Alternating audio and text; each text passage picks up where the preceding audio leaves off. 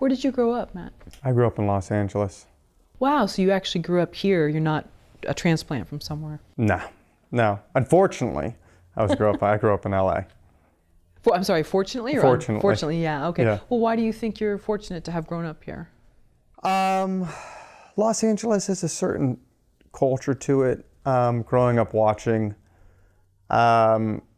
movies that take place in Los Angeles have a specific aesthetic. Movies like To Live and Die in LA that I loved watching, Die Hard, these like hard-hitting 90s noirish films all took place in Los Angeles.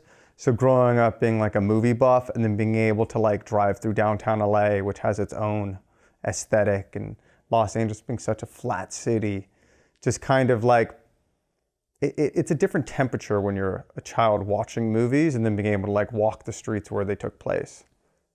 That's really interesting. Yeah, I remember watching shows like Hunter. I know it's before your time, but that took place. It was like a detective show that took place here.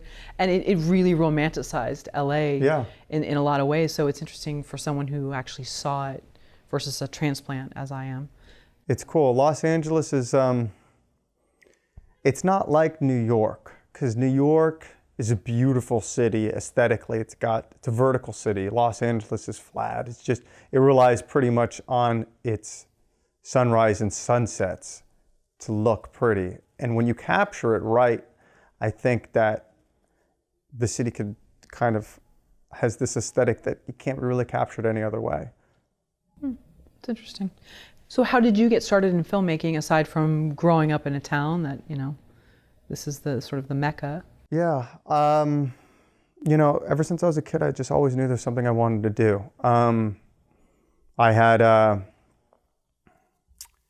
I grew up watching movies, loving movies, watching all types of films. My dad we were kids, and I have a younger brother, so we would just go to Blockbuster and rent like 10 movies on a Friday, and then we'd stay in home and just watch movies all weekend. So by the time I was like 12, 13, I'd watched all these great movies, including like The Sting and The Grifters, all these great noirs that influenced me, and character pieces in Chinatown. So by the time I was like 13, 14, I knew that was what I wanted to do. I went to college, and I was really into literature and philosophy. I went to Pitzer College and graduated with a double major in philosophy and film. And after I got out, I pretty much just did every job I could so I could take my spare time and write and just kind of create my own stuff, figure out the type of stories I wanted to tell, figure out what the type of characters I wanted to write, type of movies I wanted to make. I think I'm still figuring that out because I don't really have an answer yet, but that was kind of my first entry point into film. Were your parents supportive of you wanting to be a filmmaker or screenwriter?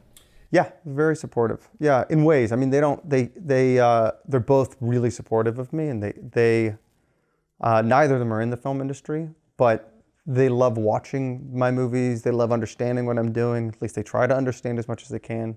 So they've always been supportive.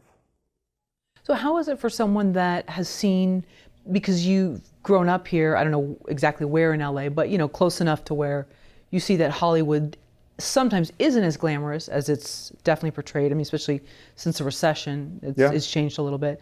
How is that seeing the sort of the nitty gritty of this town versus coming from across the country with like stars in your eyes?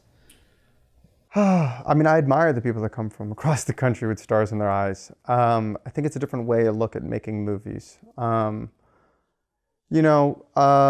Growing up in Los Angeles, I had a lot of extended friends and family members, people that were in my life that have helped me along the way that were in the entertainment industry.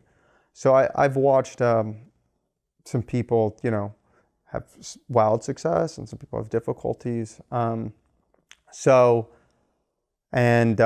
think that kind of gave me a grasp on like how really competitive and how difficult making movies and telling stories and this new form of narratives that we're making is. It's such a business in Los Angeles, such a business. Pretty much Hollywood is just the biggest business in the United States.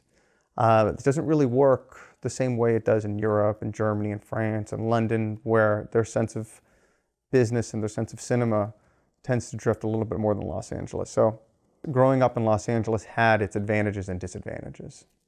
I find that interesting. You said seeing people that have had difficulties, because I'm trying to think of any other industry, maybe sports, but the film industry is where someone can hypothetically go to rehab or something can happen and then years can go by and they can make a comeback and be embraced. I don't know if there's other industries where that's possible. So I just think that's interesting that you said some people you've seen have wild success and others haven't. But the good part is, even if you are sort of down for a while, if you make a great film, it's all that matters, right?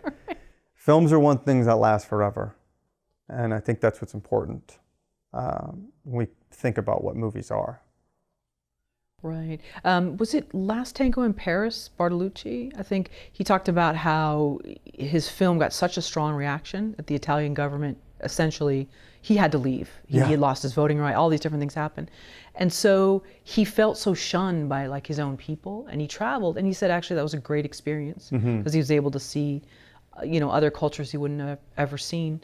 Have you ever thought about what if you make a film at some point where it's got such wild success, but with that is going to come detractors, and how that would, the sense of either responsibility or have you ever thought about that? Because we're in this new time now where all it takes is a group of people to have an opinion about something, and it can just really affect one person. I mean, I think that's been a consequence and a casualty of a lot of great filmmakers. You look at Samuel Fuller, you look at Orson Welles, you look at Bertolucci, you look at Scorsese, Brian De Palma, Coppola, Godard, Antonioni. Nobody liked Antonioni's movies when he was making them. Bergman, same thing. So you look at the great filmmakers, they had a vision and they kept painting this vision over and over again, and it wasn't always well received. So it's something I think that not just myself, but I think all filmmakers and artists, like, it's what keeps us making movies, because we are like at some point terrified of the outcome of each of our movies. You just want to keep making the next one. So I think, is that part of it, just being able to let go of the fact that there are going to be people that are going to react strongly in a negative or positive way, and being, because they say once an artist makes something or writes, it's not theirs anymore, that sort of cliche. I think that, it's difficult, because I think that art, whether you're painting, you're writing, you're a journalist, you're an author, you're a filmmaker, I think making art is being able to handle sensitive topics insensitively, being able to be harsh and be a critic of your own work and the reality of the world that you live in. So I think for a lot of great artists, some of their work isn't well received because they have a harsh outlook onto the world, or they have an understanding of human nature that doesn't always coincide with the moral order. So I think that's something that's always resonated with, like, if you're looking at even like Henry Miller, Charles Bukowski, great filmmakers, Bertolucci, Orson Welles, they've all had these trials and tribulations because they're pushing the boundaries of what it means to be human in the world and their existence. Oh, beautifully put.